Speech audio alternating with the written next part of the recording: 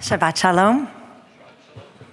Are you hearing the thunder that's adding to the beautiful soundtrack of the Shabbat? It's amazing. One of the foundational teachings of Judaism comes from our creation story. When God looks at Adam and says, Lo tov heyot ha'adam levado. It's not good for humans to be alone. I thought about this verse a few weeks ago when I came across an advisory released by Dr. Vivek Murthy, Surgeon General of the United States. For those unaware, an advisory is defined as a public statement that calls the American people's attention to an urgent public health issue. Advisories are reserved for significant public health challenges that need the nation's immediate awareness and action. This was an advisory about loneliness. In it, the Surgeon General explained, our epidemic of loneliness and isolation has been an underappreciated public health crisis that has harmed individual and societal health. Given the profound consequences of loneliness and isolation, we have an opportunity and an obligation to make the same investments in addressing social connection that we have made in addressing tobacco use, obesity, and the addiction crisis. If we fail to do so, we will pay an ever-increasing price in the form of our individual and collective health and well-being. So much has been written about loneliness. Even before COVID, the crisis of loneliness was upon us. In 2018, a report by the Henry J. Kaiser Foundation noted that 22% of adults in the U.S., that's more than 1 in 5, said they often or always feel lonely or socially isolated. And in 2019, a national survey revealed that 61% of Americans reported feeling lonely. But COVID, with all of its attendant requirements to distance and isolate and quarantine, exacerbated the feelings of isolation and loneliness for so many.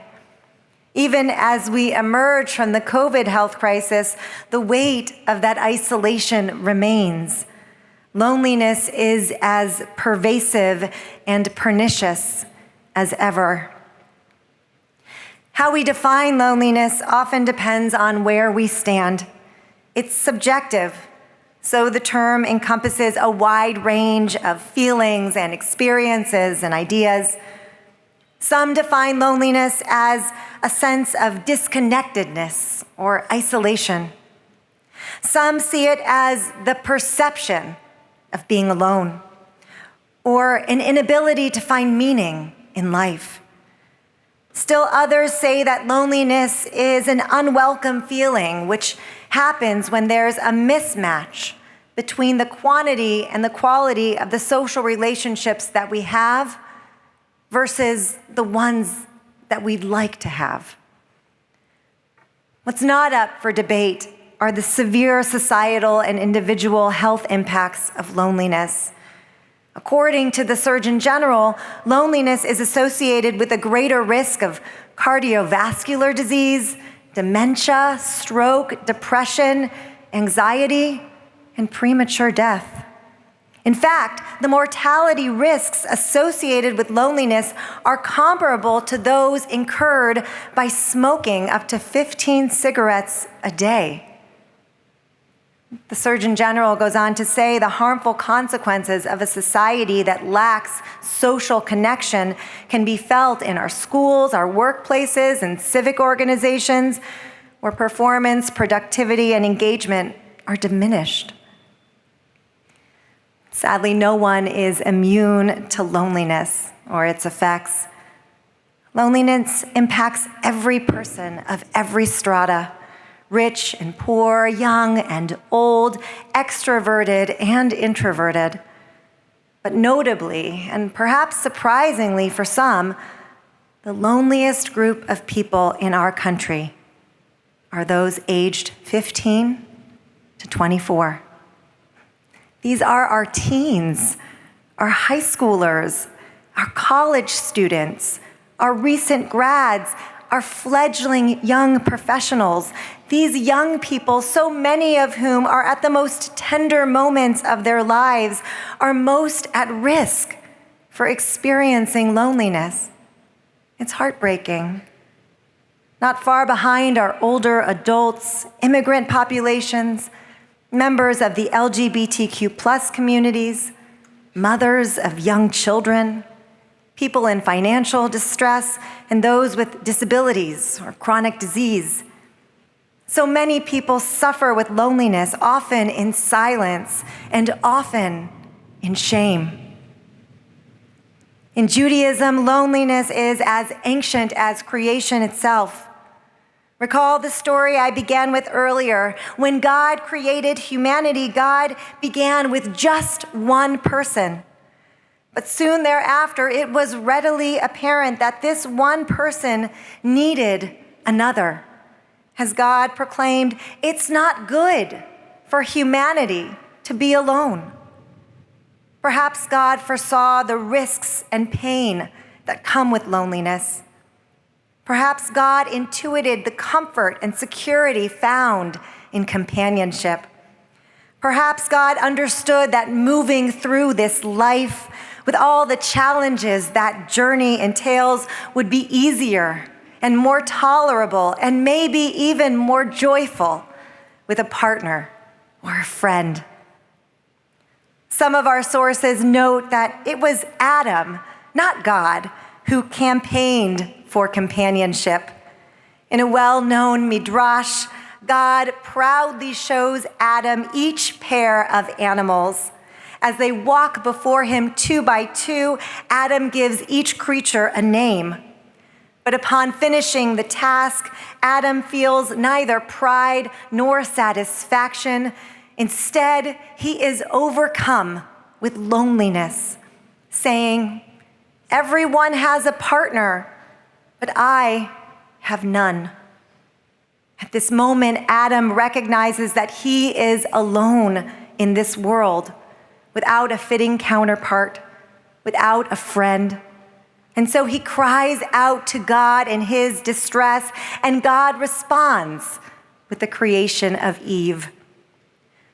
Both Adam and God understood that loneliness is not something to be left ignored. It requires action and demands a response.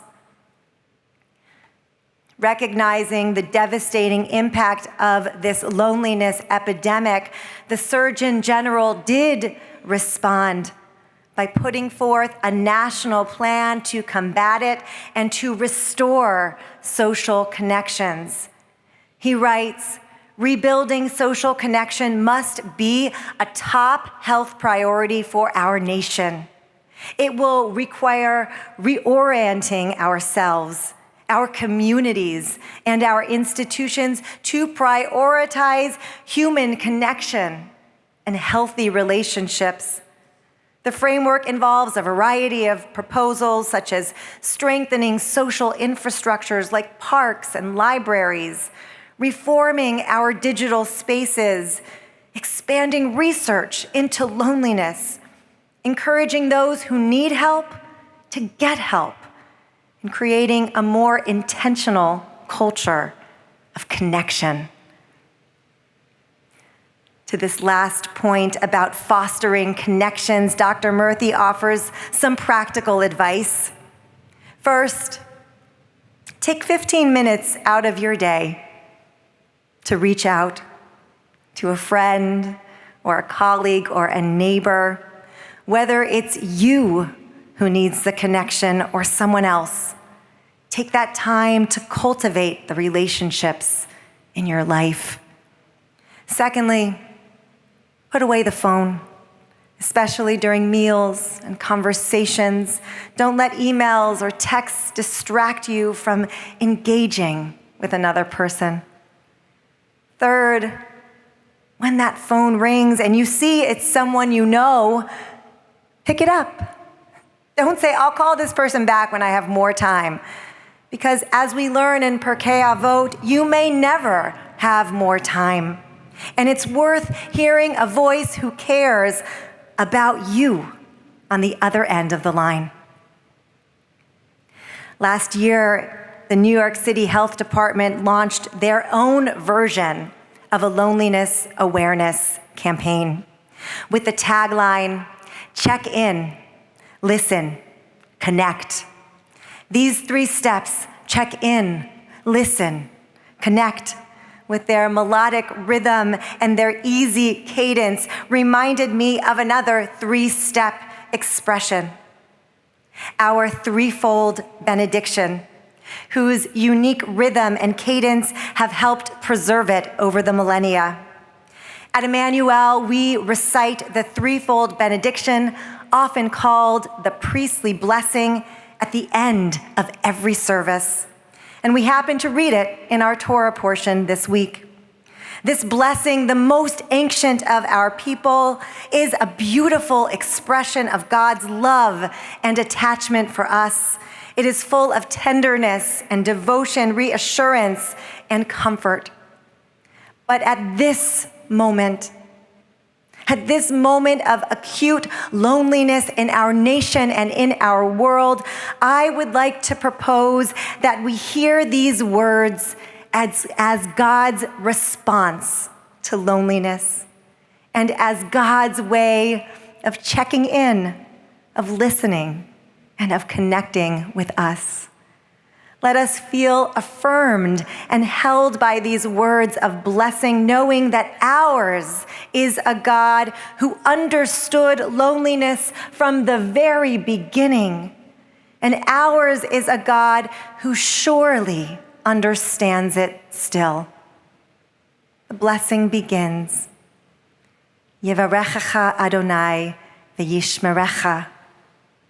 May we know today and every day that God cares for us and embraces us, even in our darkest and loneliest hours. Ya'er Adonai panav elecha v'chuneka. May we know today and every day that God turns to us to listen, to hear, and to shine a light upon our souls, no matter how grief-stricken or lost we may be. Yisa Adonai panav elecha v'yasem lecha shalom.